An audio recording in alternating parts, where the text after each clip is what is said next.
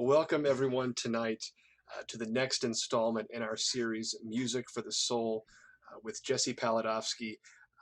We are very happy to have him with us, and I'm really grateful to George Fichette, the director of Transforming Chaplaincy, sort of CIL's older sibling in the world of spiritual care, for connecting us. I'm so happy to have had that connection.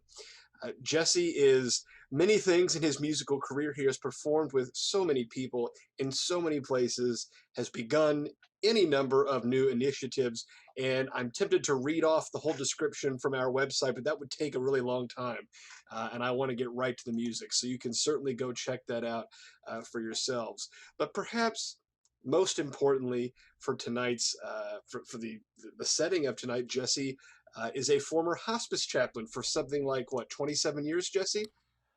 I've been a board certified chaplain and worked as a chaplain for 27 years, and also have worked as a musician contiguously, and for the last 7 years I've been doing music full time. So wonderful, wonderful. So we're so grateful to have Jesse with us. Let me just remind everyone, this is being recorded in addition to live stream, so if you miss a song or have to step away, don't worry, you'll get a link to that pretty soon, so you can watch it whenever you like. When you do get that link in your email, there's also a link to a little bitty feedback survey.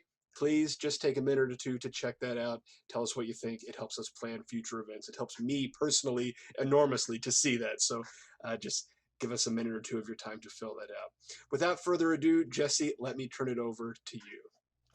thank you, Michael. I'm so delighted to be here tonight with my fellow chaplains and my peeps. It means so much to get to share my music with you all.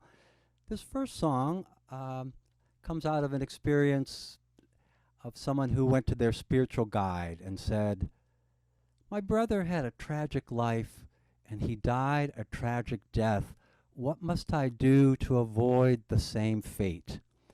And the spiritual guide said, "Well, the seeds that we water in this life are the seeds that grow. And evidently your brother, unfortunately, had a lot of despair in his life.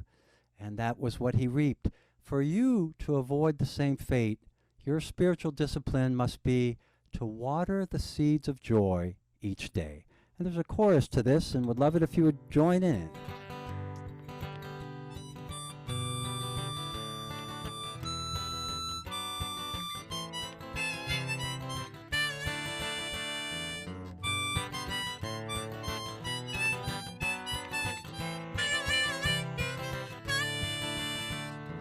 Water the seeds of joy and tend to your tears.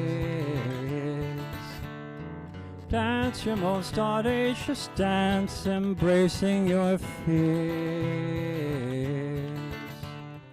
Delving deep into country unknown, skipping with devil may care. Dancing out beyond doctrine and all you've been told. 5 fawns frolic free in a field. Come meet me there. Water the seeds of joy and tend to your tears.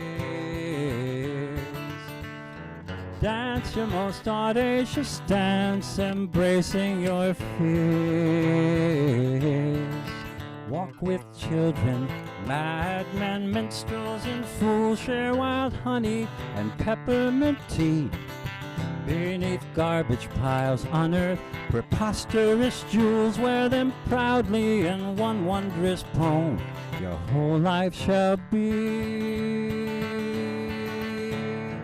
Water the seeds of joy and tend to your tears. Dance your most audacious dance, embracing your fears. The singing stream sashays for miles, my friend. Drink deep till you've had your fill.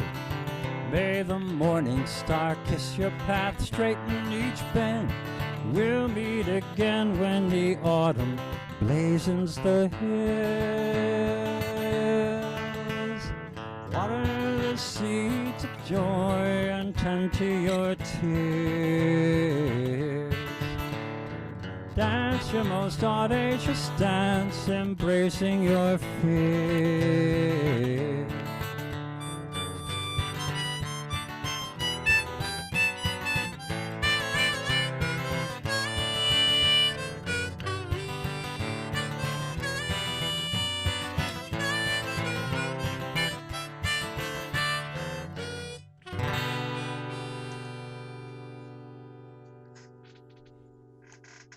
Wonderful. Thank you so much.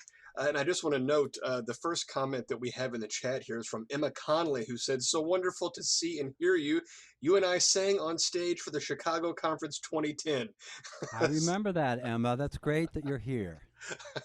So literally, some of your peeps are here tonight. That's great. So, Jesse, the whole purpose of this series, which we call Music for the Soul, is to see and understand better how music, spirituality, some people call that religion, others call it something else, relate, and how music can be a force for healing, for good, personally, societally, on larger scales. You mentioned at the very beginning that for a period you did spiritual care and music contiguously, and I suspect that they weren't, completely divided, that there must have been some interlace. No, Tell me I about care. that. How did you start that?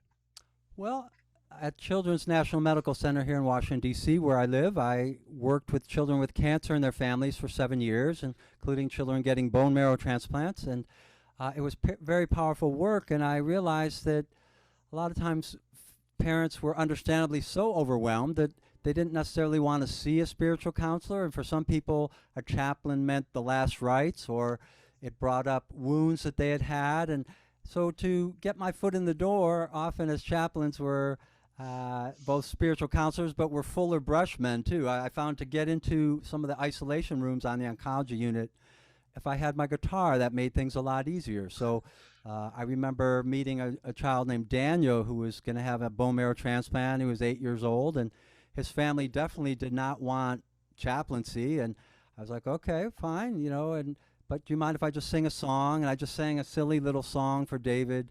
Oh, I want to be a dog. Want to wag my tail.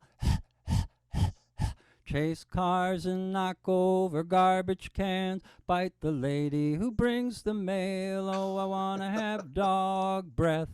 I want to learn to growl. Scratch fleas and ticks and run after sticks. I want the moon to make me howl. Ow! And David and his sister Beth were singing along and sticking out their tongues. So I was in, the parents really, really didn't want me to visit, but I was their friend because the music got through. And then a few months later, Hal was there with his son, and after I sang with Daniel, Hal said, "Can I talk to you for a minute?" And I said, "Sure." We went to the parents' lounge and had a cup of coffee, and Hal said, "Well, my mother and my brother say Daniel has cancer because we don't go to church." And I thought, well, wow. But it was the music that allowed for the relationship to happen. Edwin Friedman was both a family systems therapist and a rabbi here in Washington, D.C., and in his book, Generation to Generation, he said that what is most needed in situations in need of healing is non-anxious presence. Non-anxious presence. And music often can bring that and allow for whatever conversations want to happen when they want to happen. So it took me a while as a rookie chaplain to learn it wasn't on my agenda or my timetable, but if I kept showing up and found a way to bring non-anxious presence, often people would share with me what they needed to share maybe months later. Well, this is such an interesting way to solve a problem that so many chaplains run into, and it's exactly what you mentioned of this patient's family. They've had a previous experience that, for whatever reason, just it shut the door against religion, spirituality, anything. And in many cases, a chaplain, no matter how well intentioned, there isn't even the opportunity to have that conversation to say that's not what I represent. But you Right. show up with a guitar, and that changes things, right? It does. It's really a wild card, and I think that getting people just a little bit where they're not exactly sure what to expect can sometimes be a good thing, Yeah. especially when the music is powerful in itself and can touch the hearts of both children and adults. The hospice work I did for 10 years with adults in their homes and in wherever they happen to live, retirement homes, seniors, assisted livings, nursing homes, and the music again was incredibly powerful. And there's something, I think people at the end of life, in their 80s, have a lot in common with children who are 5 years old in terms of the needs, the basic needs that people have. Yeah. Well, let's move into the next piece.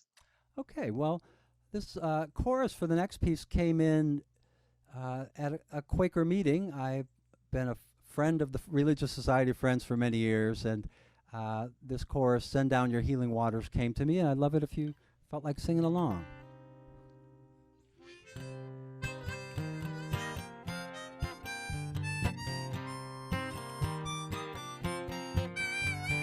Send down your healing water, send down your living water, send down your healing water.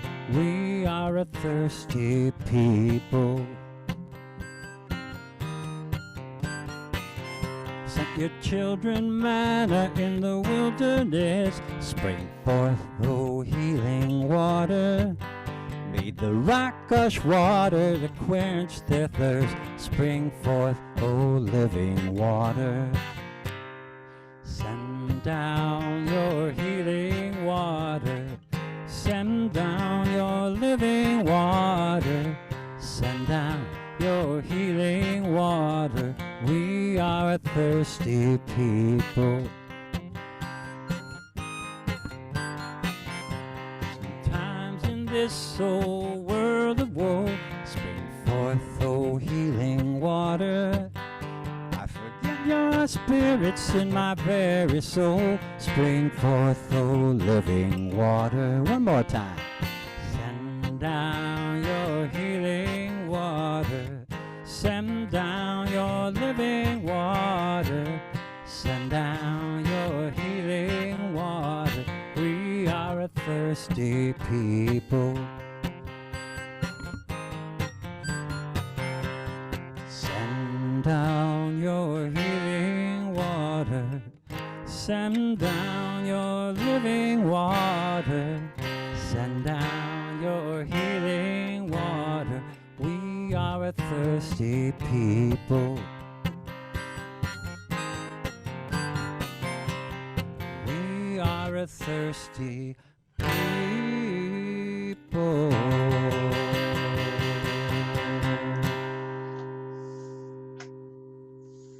Wonderful. Thank you.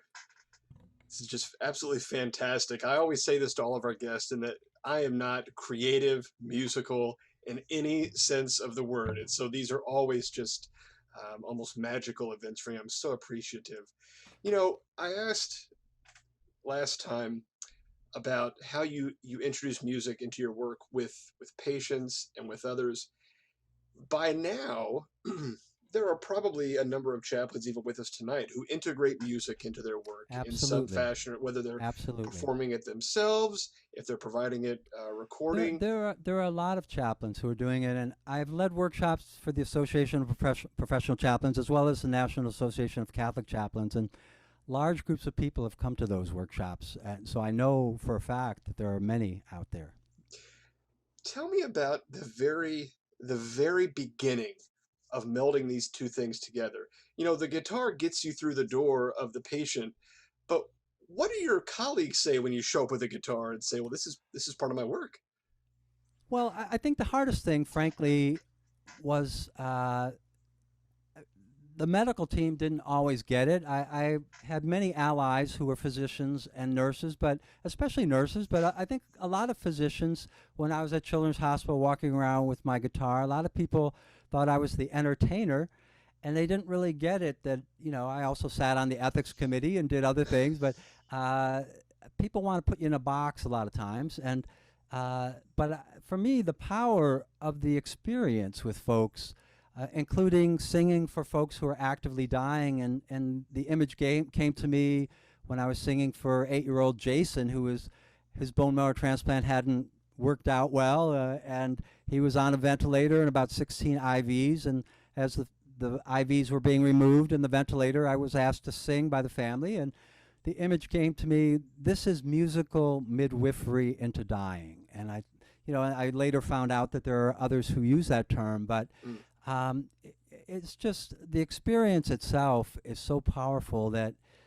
it doesn't matter to me what others want to read into it or not. And Oliver Sacks, who's a neurologist who died in the last 3 or 4 years, but the movie Awakenings with Robin Williams. Robin Williams was playing Oliver Sacks, and was this is a movie that comes from the 1980s when Oliver Sacks was working with people with mysterious illness who would only wake up to music.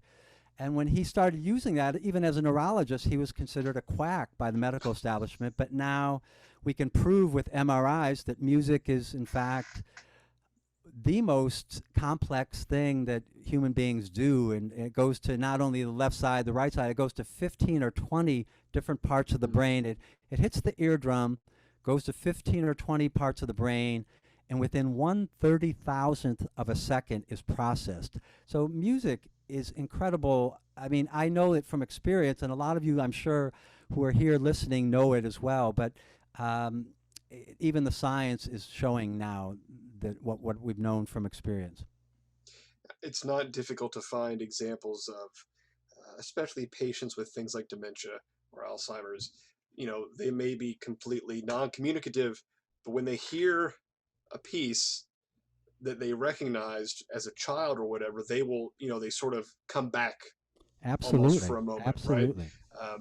There was a video going around recently. I think it was a ballerina who was very elderly, but she began to dance immediately when she heard a piece that she had learned as a young person. Now, the power of music is just it's just amazing. It really, really. I've had so many experiences where literally shivers up and down my spine, and I've been writing some of those experiences up. But I know that many of my colleagues have had these same experiences, and it's music is gold. It's priceless. We know just from loving music, we know that. But when we use it in the healing setting, there are even so many more layers to how healing it can be. It's amazing. And I want to mention to everyone, if this is your first time being with one of our Music for the Soul sessions, you can go back on the website. There are two that you might find interesting. One is called Harps of Comfort, which is an organization up in New England, and they are harpists, and they perform specifically for people who are dying. That is their mission for the people and their families, and it's a wonderful, non-anxious ministry of presence there. There's also one we did a few months ago with a jazz trio, and specifically the bassist tells this story of performing, and there was a family in the audience. The son was completely paralyzed from the mouth down, but when he heard the bass line, he began to move in ways that were not thought possible previously. But for whatever reason, music really awakened his brain in a new way. So please do go check those out. That's not just a shameless plug. It is coherent with what we're talking about. It's wonderful. I'd love to check that out myself. That's great. Yeah. All right, Jesse, let's hear your next piece. Well, as I grew up in a family that didn't grieve really, and there were quite a few things to grieve, and I think part of why I was drawn to working as a chaplain and working with children with cancer, quite honestly, at the karmic level, was I needed to learn how to grieve, and it's impossible to do that work without having the armor around your heart melt if you really are there and are going to be there for the long haul. So it was a great gift to me to start learning how to grieve, and the taboo that sex used to be in our culture, I think grief really is that taboo now.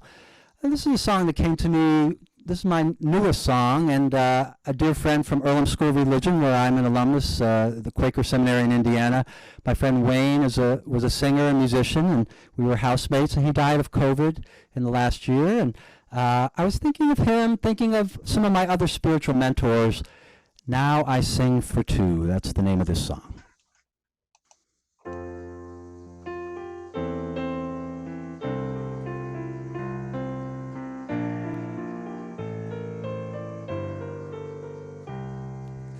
mentor to so many, inspired us to reach higher, shared a special wisdom from life lived close to the fire.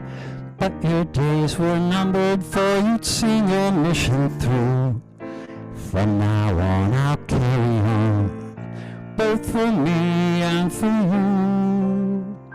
So I'll raise my voice up high and sing a song so true, a song for the forsaken, the scattered and askew, for the prophets and the prisoners and the singers of the blues. My song's no longer mine, now I sing for two. The years you went through hell, flailing wildly all alone. Every blow you suffered honed you down like polished stone. Some numb out their pain, some just that open sore. You let your heart break open.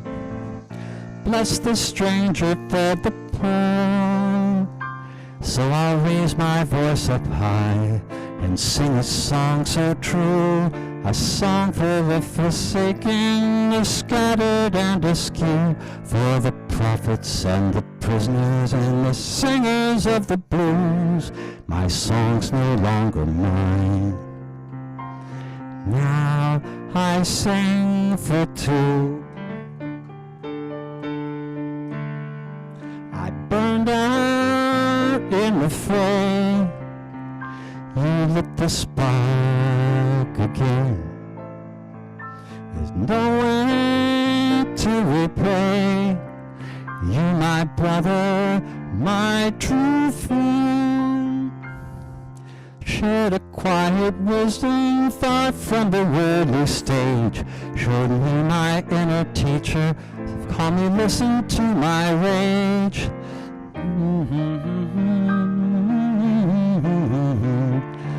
To pass it on in the wheel of life keeps on spinning round. So I'll raise my voice up high and sing a song so true, a song for the forsaken, the scattered and askew, for the prophets and the prisoners, the singers of the blues. My song's no longer mine, now I sing for two. My song's no longer mine, now I sing for two.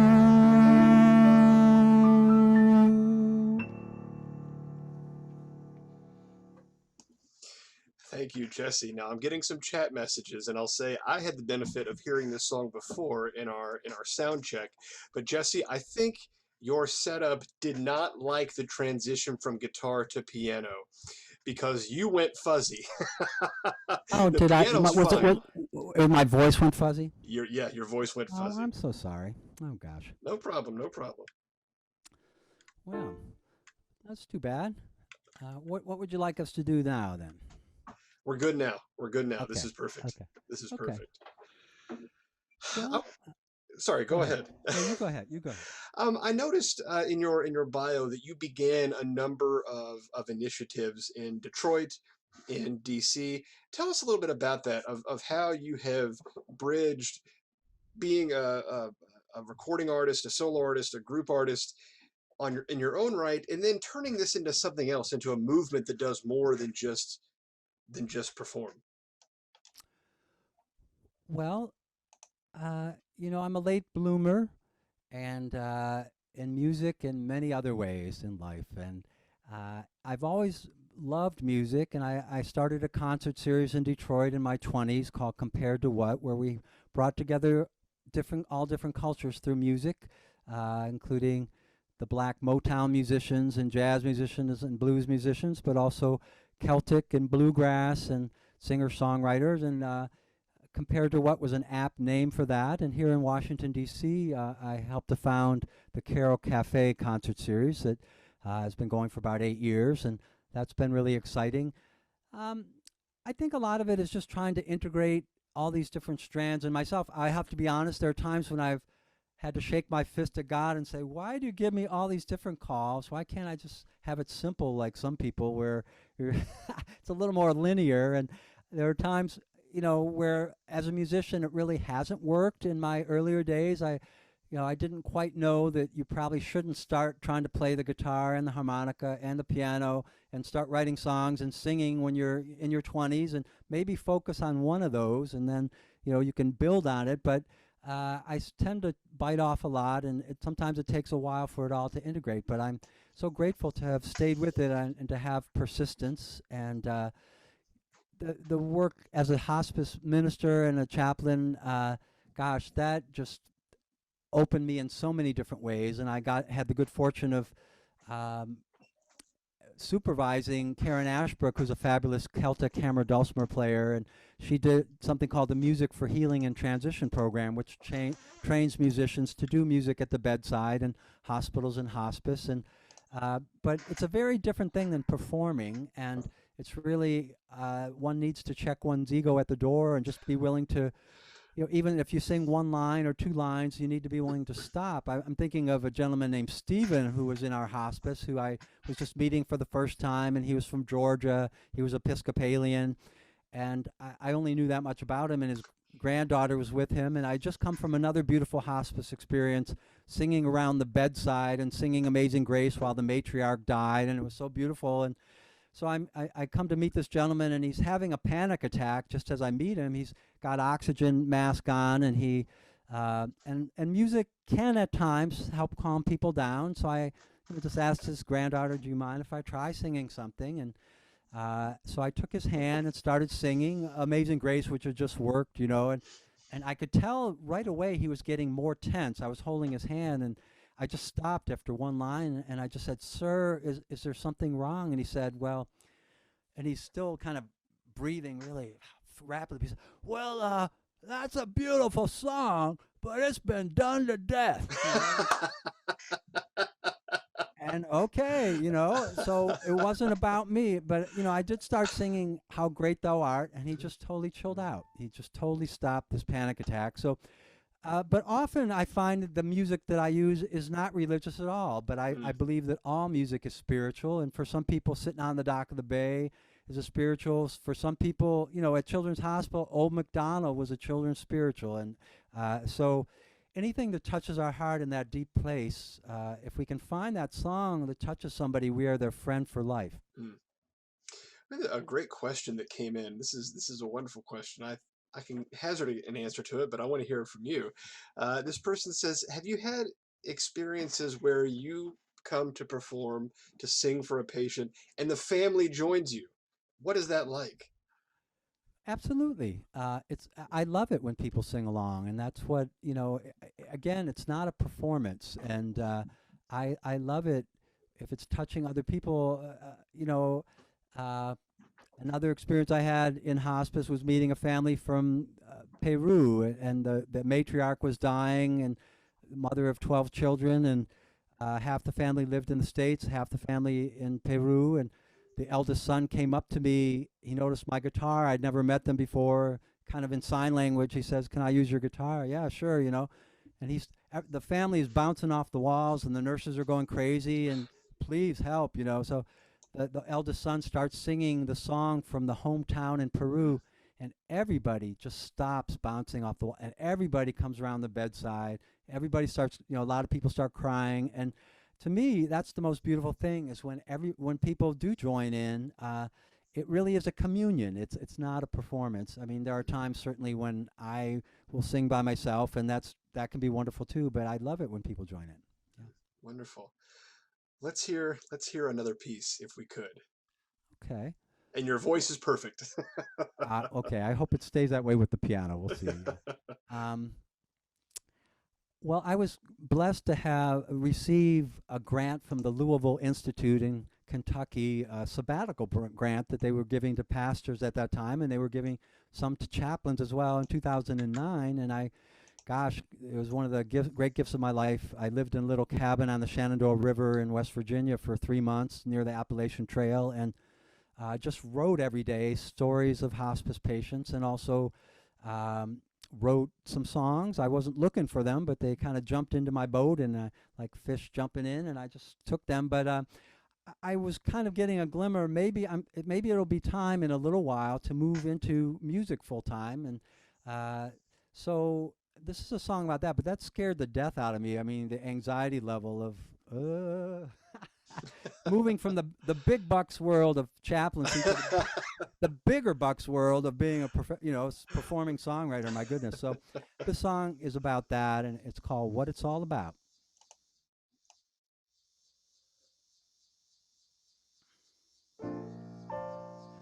Sometimes I wake up in the wee hours, wondering what this life is all about. Then I saw a bumper sticker, helped me finally figure it all out.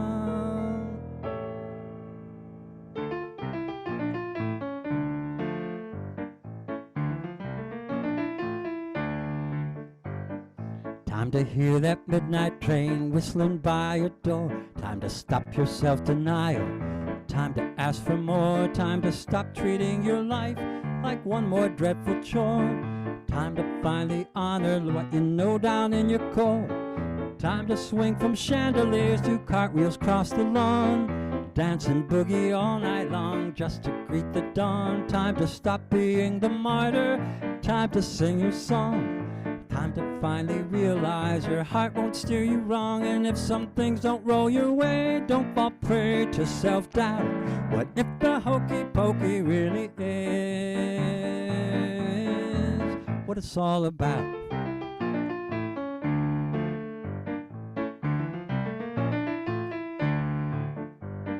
Time to drink some champagne instead of Diet Coke. Time to laugh until your ribs hurt at the dumbest little joke. Time to finally face it, one day you're gonna croak. Time to stop the penny ante game. Time to go for broke. Cash in all your small change from your little jelly jar.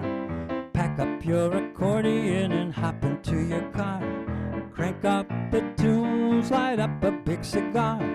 Drive without a map, following the brightest star. Half the fun is in the wandering, there ain't no perfect route. What if the hokey pokey really is what it's all about?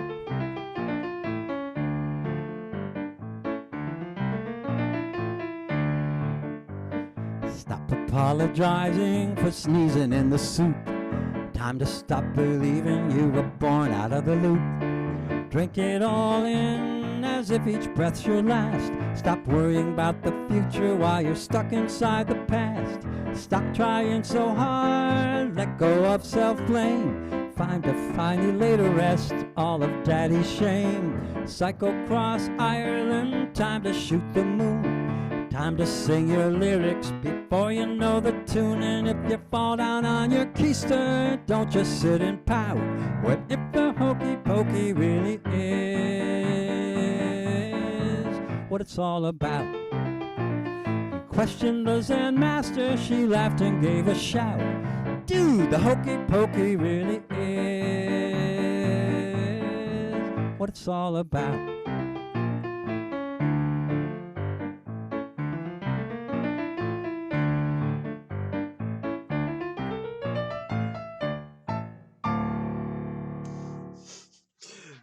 That is fantastic. That is fantastic. That one had me. That one had me laughing in the in our sound check. I'm so grateful for that. Oh, good. So you mentioned earlier that not everything that you have sung with patients and families, whether it's in hospice or hospitals, is explicitly spiritual or religious. Um, I can imagine some folks, they would hear that song and say, "Well, hang on, what place does this have in a hospital?" But other folks would say, "No, that's exactly it." Now I'm tying this into a question from someone, which is I'm going to ask it in two parts. Have you encountered situations where the hospital has obstructed using music in spiritual care? They've just said no. Well, that's a good question. I have heard of that happening. I've been fortunate that that did not happen to me, and I've been encouraged. There have been medical people who weren't quite sure, but I've been blessed with bosses who've encouraged it. Now, Mm, at Children's Hospital, I could carry my guitar. When I was at a general hospital, I just did a cappella singing. It didn't seem as appropriate to have a guitar. With hospice, I went to people's homes. I did always have my guitar in the trunk, and I would often bring it there. And I would also say, you know, music. There's no magic pill in the work that we do of accompaniment. And for some people, music will be very powerful. For some people, don't even know that it will be powerful, and it will be. And others just don't want it, and that's fine. And again, it's not about us or our ego. But anyways, long story short, I've heard of people who've had issues with their own spiritual care department. I do think an issue that can come up sometimes, and that's why I really pushed for some training for chaplains, because I had to learn this the hard way.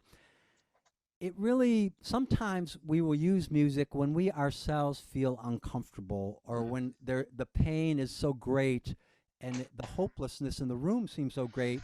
Sometimes the greatest thing we can do is just to be quiet and perhaps pray silently to ourselves and just be a witness. And other times, you know, music, when appropriate, can be incredibly powerful. But I had to learn that it isn't for everybody. It isn't for every situation. And what are my motives for using it in this situation? Is it because it will help? Is it because I'm uncomfortable? I really want something to shift here.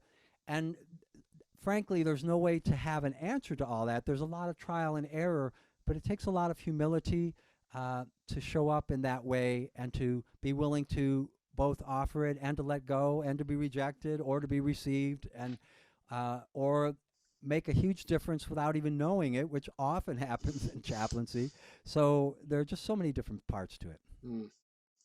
And the second part of that question, we're getting into the nuts and bolts of spiritual care, especially in a healthcare setting. You mentioned you've been around very vulnerable children and others who are, you know, really at great risk of infection. I can imagine someone seeing musical instruments, another person, and they think, this is too dangerous. So did you ever have to change kind of the nuts and bolts of the work you were doing to bring in the music, or was it just you're carrying something else with you?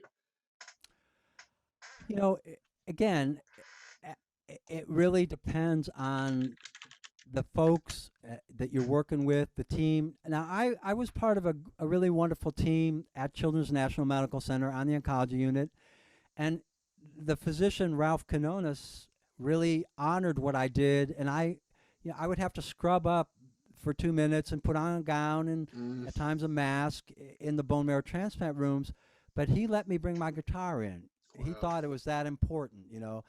He got it, you know, and you know, now they make carbon fiber guitars that you can scrub down, I believe. I don't have one, but I think that that's a little more scrubbable than a wood guitar, which would be destroyed by that. And I'm sure that some of you know some of this more than I, but since I've not been in a healthcare system for 7 years, but you know, I do use music a lot these days with people with dementia and all sorts of different you know, healthcare floors, but I'm not currently in a hospital or a hospice. Well, let's hear another piece if we could. Okay.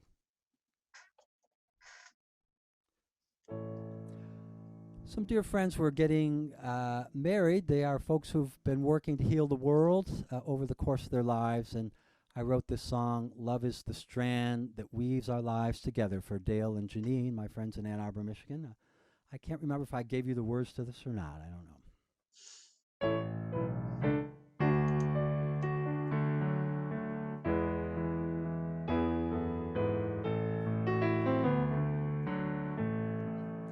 Love is the strand that weaves our lives together, heals our hearts as we stumble and we roam, sees us through sunshine and dark and stormy weather, calls us to claim this earth as our home. True love doesn't bind it sets us free. When you love one person, the world shines brand new. From the chains that keep us from all we can be, you love the whole world and stand up for what's true. Love is the strand that weaves our lives together, heals our hearts as we stumble and we roam, sees us through sunshine and dark and stormy weather, calls us to claim this earth as our home. My daughter tickles me and I see, when you love one person, the world shines brand new. Twinkling kids' eyes in Juarez and Djibouti, you love the whole world and stand up for what's true. Love is the strand that weaves our lives together,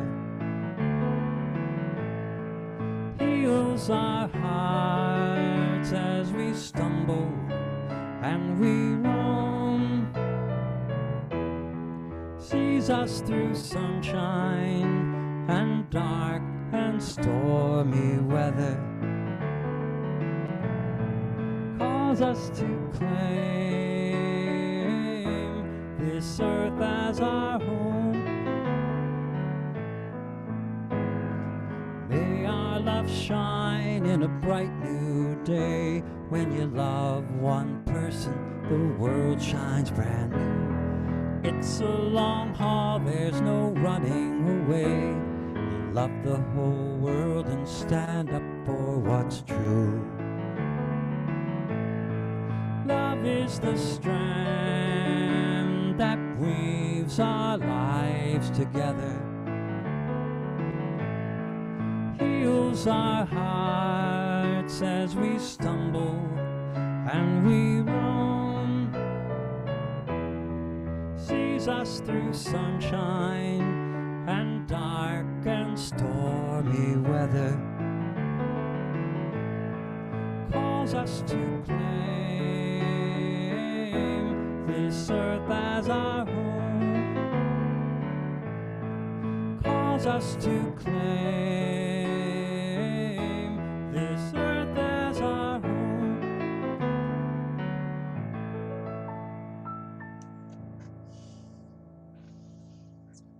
A number of comments here in the chat. Thank you for this beautiful offering, so loving and healing. Love is the strength, lovely. Thank you, Helen and C. This is wonderful. This is a really interesting question that goes beyond music into other forms of art. And this person says, I use art for staff resilience and try to integrate it into a hospice setting for family grief support, but it's challenging. Do you know any other chaplains or of chaplains who are using art or painting, sort of visual arts, in the type of work that you were doing before you went full-time with music? Well, that's a great question. I have heard of that, but I'm afraid I don't firsthand know of that, and it's been a little bit. It's been a little while since I have been in that setting, so I'm sorry I can't really be helpful. I wish I could. Well, and I would encourage this person, keep an eye on the lab's website. We have a number of projects going on right now. We did sub grants to a number of teams across the country that are working on staff resilience in various settings, mostly healthcare, but also higher ed. And a number of them are using art in their work for staff resilience. So as those projects wrap up, we'll talk about them more publicly, and maybe you can take something from that. You know, we have been talking sort of I don't know, in the abstract of how music can heal. But Michael Koppel has this great question. How do you see the relationship between music and healing, specifically from trauma? And trauma can be defined many ways, but in your experience. Oh, you've muted yourself. One person I have great admiration for, Dr. Connie Tomeno, Tomaino. She's a PhD music therapist, and Oliver Sacks, the neurologist who I mentioned earlier in the movie Awakenings, he dedicated his book Awakenings to Connie Tomeno because she was the one who helped him to understand the power of music. I went to a workshop she did here at Strathmore Hall in Washington, D.C. area, and she was talking about the use of music with veterans with PTSD and how the fight or flight in the amygdala area of the brain can be triggered very easily by PTSD, and that music can be a way to help people, if it's music that is pleasurable for them, that it can help them to heal the PTSD because it gives them something else to focus on while simultaneously they're working through the PTSD. It's a great question. There are some different studies on that. I'd have to take a look, but I also know of Helen Bonney, Bonny. Back in the 60s and 70s, she was one of the folks who was using LSD, which was still legal at the time, for, with hospice patients and with others. And I know Joan Halifax, Buddhist Roshi, was doing that in the 1960s. But Helen Bonney ended up teaching at Catholic U here in D.C. and has developed a whole use of music. And she said music is as powerful as anything that was happening with LSD. So I can't immediately answer that directly, but I do know that it is being done and that music can absolutely help heal trauma. And I wish I could say a little bit more than that, but I'm not going to go beyond what I really know. Yeah. Now, before we get to our final piece here, I want to note it's not happening yet, but I think we're getting close to the same issue, transitioning from piano back to guitar. You're getting a little fuzzy. Oh, am I getting a little fuzzy? A little fuzzy. Not as bad as before, but a little fuzzy. Okay, let me... I will turn it down, though. Is that a little better? That's better. That's better. Thank you. All righty. Well, I wrote this next song originally for a retreat for hospice staff at Holy Cross Home Care and Hospice, where I worked for 10 years. And we were at a Jewish retreat center called Am Kolel in the suburbs of Washington, D.C.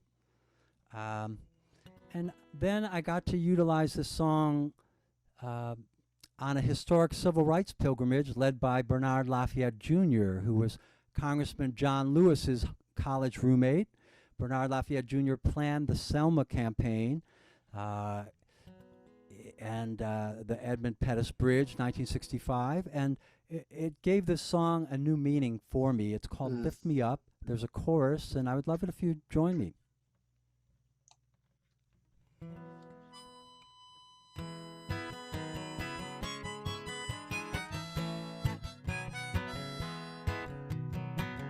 Wandering in this wilderness, I'm lost without a guide. I'm just an ordinary man trying to make it to the other side. Don't treat me like a leper, ease my weary load. A simple human touch, and I'll feel less alone. Come on and lift me up. Take my hand, all on that same journey, all crossing the Canaan land. Try that with me. Lift me up. Lift me up. Take my hand, all on that same journey, all crossing the Canaan land.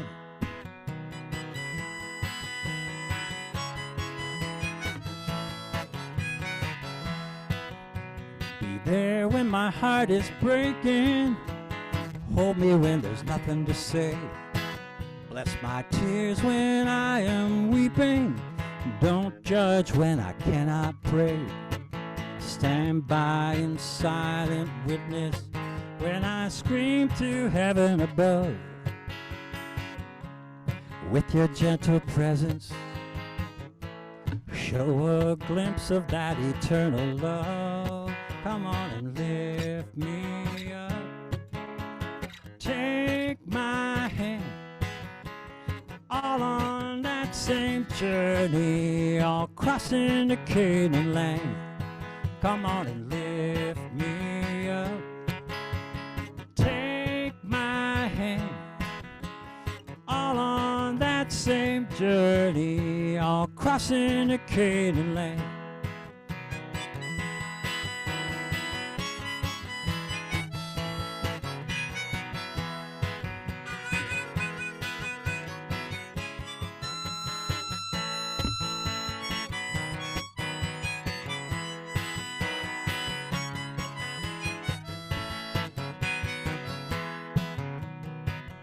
I was hungry, you fed me, naked and you gave me clothes. Wounded on the journey, you saved me on the side of the road. I thank you for the healing hand, I thank you for the tender touch. May those unseen hands protect you when the pain becomes too much. Me up. Take my hand, all on that same journey, all crossing the Canaan land. Come on and lift me up. Take my hand, all on that same journey, all crossing the Canaan land.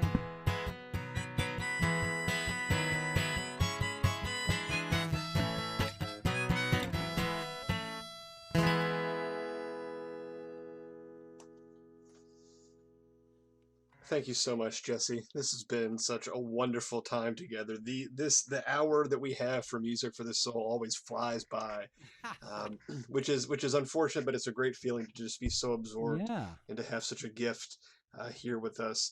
Uh, Michael Koppel says again, thank you, Jesse, for sharing your manifold gifts of music, and I can certainly echo that as well. So thank you for being with us. Oh, my pleasure.